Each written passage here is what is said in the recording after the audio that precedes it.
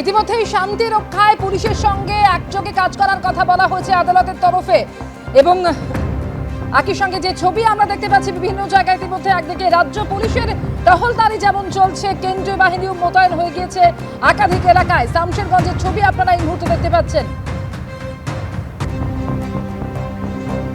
সংশোধিত ওয়াকফ আইনের প্রতিবাদে অশান্ত মুর্শিদাবাদ, এখনো পর্যন্ত মোট 3 জনের মৃত্যুর খবর এবং গত কয়েকদিন ধরে যে ধ্বংসলীলা চলেছে, একদিকে বিভিন্ন সরকারি সম্পত্তি নষ্ট করা হয়েছে, ভাঙচুর করা হয়েছে, আগুন লাগিয়ে দেওয়া হয়েছে রেলের অফিসে, একের পর এক সরকারি বাস অ্যাম্বুলেন্সে আগুন লাগিয়ে দেওয়া হয়েছে। এখনো পর্যন্ত অশান্তির ঘটনায় মোট 3 জনের মৃত্যুর খবরও রয়েছে।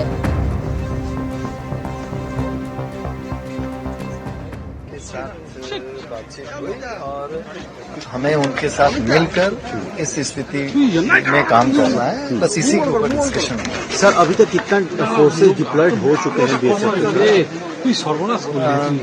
देखिए, हमने 5 कंपनियां अपनी पुलिस की हेल्प के लिए भेजी है और वो पुलिस के जहां उन्होंने डिप्लॉय किया वो उन्हीं के साथ।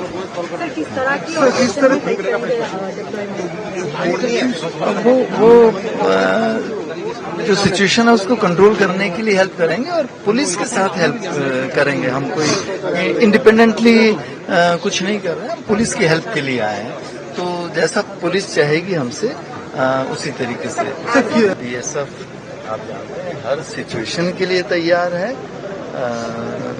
ऐसी सिचुएशन आती रहती हैं, ये कोई पहली बार ऐसी सिचुएशन नहीं है। बीएसएफ पहली बार ऐसी सिचुएशन में नहीं आई है, लेकिन हमारे जो जवान हैं जितनी समझदारी से काम ले सकते हैं उतनी समझदारी से ले रहे हैं और पुलिस के साथ मिलकर काम कर रहे हैं। অশান্ত মুর্শিদাবাদ, আগুন, প্রাণহানি, রক্তপাত। এই অগ্নিগর্ভ পরিস্থিতিতে মুর্শিদাবাদে কেন্দ্রীয় বাহিনী মোতায়েনের নির্দেশ দিল কলকাতা হাইকোর্ট। শান্তি রক্ষায় পুলিশের সঙ্গে কাজ করবে কেন্দ্রীয় বাহিনী, রাজ্যের সাহায্য নিয়ে কাজ করবে তারা। শনিবার সন্ধে এই নির্দেশ দিলেন বিচারপতি সৌমেন সেন। তিনি বলেন, এই ধরনের অভিযোগ যখন আসে তখন আদালত চোখ বন্ধ করে থাকতে পারে না। প্রকৃত অপরাধীদের শনাক্ত করে কড়া পদক্ষেপ করতে হবে। শান্তি এবং সম্প্রীতি ফিরিয়ে আনাই এখন আদালতের মূল লক্ষ্য। রাজ্য সরকারের তরফে আইনজীবী কল্যাণ বন্দ্যোপাধ্যায় বলেন, আদালত নির্দেশ দিলে রাজ্য পুলিশ এবং কেন্দ্রীয় বাহিনী যদি একযোগে শান্তি রক্ষায় কাজ করে তাহলে আমাদের কোনো আপত্তি নেই। আমি আজকে এসপি জঙ্গিপুরকে লিখেছে আমাকে যেতে দেওয়া হোক, সাড়া পাচ্ছেন না রেসপন্স করে না। এবং মুখ্যমন্ত্রীকে, মুখ্য সচিবকে কাল বলেছিলাম যে এটা পলিটিক্স নয়, ইগো নয়, সামনে ভোট নেই, আপনি ল অ্যান্ড অর্ডার রেস্টোর করুন, আপনার পুলিশ ফেল। 35টা পুলিশ ইনজোর্ড হয়েছে। আমরা রাজ্য সরকারের পক্ষ থেকে অলরেডি বিএসএফকে রিকোয়েস্ট করা হয়েছিল আমাদের অ্যাসিস্ট করার জন্য এবং সেই রিকোয়েস্টে বিএসএফ সাড়া দিয়ে 6 কোম্পানি ফোর্স পাঠিয়েছে, সেটা তারা আমাদেরকে অ্যাসিস্ট করছে। এই ক্ষেত্রেও আমরা যে সেন্ট্রাল ফোর্স যারা থাকবে তারা রাজ্য সরকারের কোঅপারেশনে আমাদের রাজ্য সরকারকে সাহায্য করবে যাতে নাকি ল অ্যান্ড অর্ডার মেনটেন থাকে। ওয়াকফ আইনের প্রতিবাদে মুর্শিদাবাদে অশান্তির আবহে কেন্দ্রীয় বাহিনীর দাবিতে শনিবার কলকাতা হাইকোর্টের দ্বারস্থ হন শুভেন্দু অধিকারী। মামলা শুনতে বসে হাইকোর্টের 2 বিচারপতির স্পেশাল বেঞ্চ।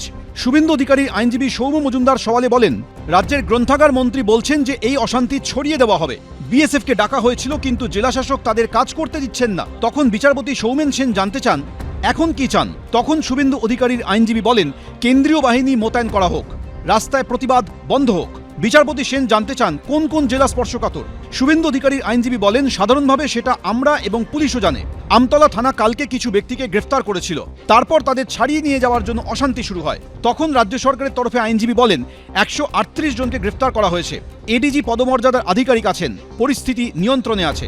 বিচারপতি সৌমেন সেন তখন প্রশ্ন করেন, আমরা যদি রাজ্যকে সাহায্য করার জন্য কেন্দ্রীয় বাহিনী মোতায়েন করার নির্দেশ দিই, ভোট পরবর্তী সন্ত্রাস সহ একাধিক ক্ষেত্রে এই আদালত কেন্দ্রীয় বাহিনী মোতায়েন করার নির্দেশ দিয়েছিল।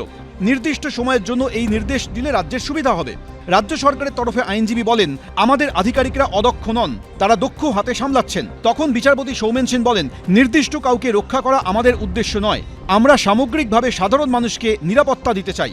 সওয়াল জবাব পর্বের দ্বিতীয়ার্ধে শুভেন্দু অধিকারীর আইনজীবী সৌম মজুমদার সওয়াল করে বলেন, শুক্রবার রাত 12:45-এ বিএসএফ এসেছে, ফারাক্কায় বোমাবাজি হচ্ছে। রাজ্যের প্রতি ভরসা রাখলেও পরিস্থিতি নিয়ন্ত্রণে আনতে হবে তো। 10,000 লোক নিয়ে এসে কলকাতায় সভা করে কলকাতা স্তব্ধ করে দেওয়া হবে, এই বক্তব্যের মানে কি? রাজ্যের তরফে আইনজীবী কল্যাণ বন্দ্যোপাধ্যায় সওয়াল করেন, 6 কোম্পানি বিএসএফ এবং 1000 পুলিশ মোতায়েন আছে। আইজি ডিআইজি পদমর্যাদার আধিকারিকরা এলাকায় আছেন। তিনি বলেন, অস্পষ্ট অভিযোগ করা হচ্ছে। কল্যাণ বন্দ্যোপাধ্যায় আরও বলেন, কারা মামলা করেছে দেখুন, শুভেন্দু অধিকারী সহ বিজেপির এক নেতা। এটা রাজনৈতিক উদ্দেশ্য প্রণোদিত মামলা। পুলিশ সব পদক্ষেপ করছে। রাজনৈতিক সুবিধা নেওয়ার জন্য এই মামলা করা হয়েছে। 355 ধারা প্রয়োগের জন্য রাজনৈতিক উদ্দেশ্যেই মামলা। রাজ্য সরকারের তরফে আইনজীবী কল্যাণ বন্দ্যোপাধ্যায় বলেন, কয়েকদিন আগে যাদবপুরে পুলিশকে মারা হয়েছে। ডিজিপি যাচ্ছেন মুর্শিদাবাদে। রাজ্য সরকারের আইনজীবী অর্ক কুমার নাগ বলেন, ধুলিয়ানে বিএসএফ মোতায়েন আছে। রাজ্য সরকারের আইনজীবী কল্যাণ বন্দ্যোপাধ্যায় বলেন, মুখ্যমন্ত্রী শান্তি বজায় রাখতে আবেদন জানিয়েছেন। শুভেন্দু অধিকারীর গতিবিধি নিয়ন্ত্রণ করুক আদালত। রাজ্য সরকারের তরফে আইনজীবী অর্ক কুমার নাগ বলেন, কেন্দ্রীয় বাহিনীর খরচের কথাও আমাদের মাথায় রাখতে হবে। তখন বিচারপতি রাজা বসু চৌধুরী বলেন, এই মুহূর্তে খরচের কথা ভাবলে হবে না। তখন কল্যাণ বন্দ্যোপাধ্যায় বলেন, আপনারা দুজনেই চান যেন কোনো প্রাণহানি না হয়, আমরাও তাই চাই। এদিন কলকাতা হাইকোর্ট নির্দেশ দেয়, চাইলে অন্য জায়গাতেও আইন শৃঙ্খলা নিয়ন্ত্রণে ডাকা যাবে কেন্দ্রীয় বাহিনী। কলকাতা হাইকোর্ট জানিয়েছে, এই অন্তর্বর্তী নির্দেশ বহাল থাকবে বৃহস্পতিবার পর্যন্ত। কেন্দ্রীয় বাহিনী মোতায়েনের সিদ্ধান্তের মধ্য দিয়ে এটা স্পষ্ট প্রমাণিত হলো যে পশ্চিমবঙ্গের যে পুলিশ বাহিনী, যার মন্ত্রী মমতা ব্যানার্জি, তাদের অদক্ষতা, অযোগ্যতা, অকর্মণ্যতা। অনেকে রাজনৈতিকভাবে উন্নয়নের পরিসংখ্যানের মোকাবিলা না করতে পেরে বাংলাকে ধর্মের নামে ভেদাভেদ করে বাংলাকে অশান্ত করার চেষ্টা করছে। বাংলার কৃষ্টি সংস্কৃতি বজায় রেখে আমাদের এলাকার শান্তি, শৃঙ্খলা এবং সম্প্রীতি যাতে অক্ষুণ্ণ থাকে, আমাদের প্রত্যেককে সজাগ থাকতে হবে, সচেতন থাকতে হবে। কেউ কেউ চায় বাংলায় যাতে আগুন জ্বলে। পরিস্থিতি অগ্নিগর্ভ হয়ে ওঠায় মুর্শিদাবাদের শামশেরগঞ্জে পৌঁছেছেন রাজ্য পুলিশের প্রধান রাজীব কুমার। সৌভিক মজুমদার, ময়ূখ ঠাকুর চক্রবর্তী, শিবাশিস মৌলিক, এবিপি আনন্দ।